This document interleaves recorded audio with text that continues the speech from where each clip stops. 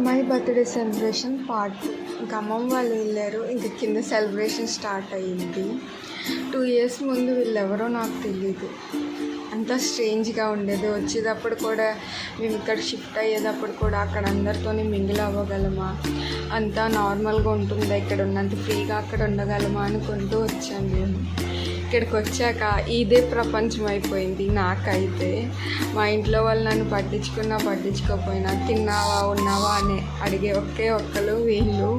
మా cute family, ఇంకా family aunty, అన్నయ్య, అక్క, అంకుల్ అందరూ నన్ను ప్రిన్సెస్లా ట్రీట్ చేస్తారు.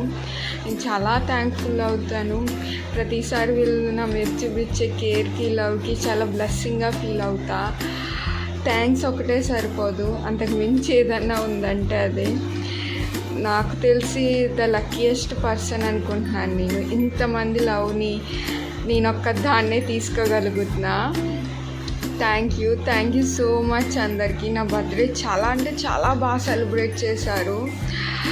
ఒక 3 months నుంచి నాకు ఇష్టమైన వాటిని అన్నిటినీ గుర్తుపెట్టుకొని, లైక్ అక్కతో షాపింగ్కి వెళ్ళినప్పుడు అక్క ఇది బాగుంది కదా, అక్క అది బాగుంది కదా అన్నవన్నీ గుర్తుపెట్టుకొని అక్క 20+ గిఫ్ట్స్ నా కోసం కష్టపడి స్వయంగా ప్యాక్ చేసి ప్రజెంట్ చేశారు.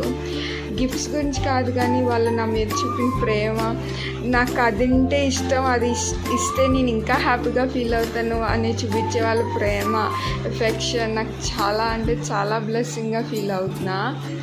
అండ్ మా మమ్మీ ఇచ్చిన గిఫ్ట్ యూట్యూబ్ మహిమంతా కేక్లో గిఫ్ట్ పెట్టించి చేయించారు. అది కూడా అక్కే దగ్గరుండి కేక్ చేయించింది గోల్డ్ అని చెప్పి. సో ఎప్పటి నుంచో మేము తీసుకుందాం అనుకున్న జ్యువెలరీ, ఇయర్ రింగ్స్ డైలీ వేర్కి నా కోసం మా మమ్మీ గిఫ్ట్ చేశారు.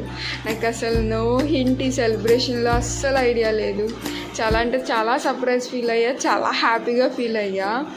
ప్రిన్సెస్ వైబ్ అయ్యింది లోన, నేను చాలా హ్యాపీగా అయిపోయా.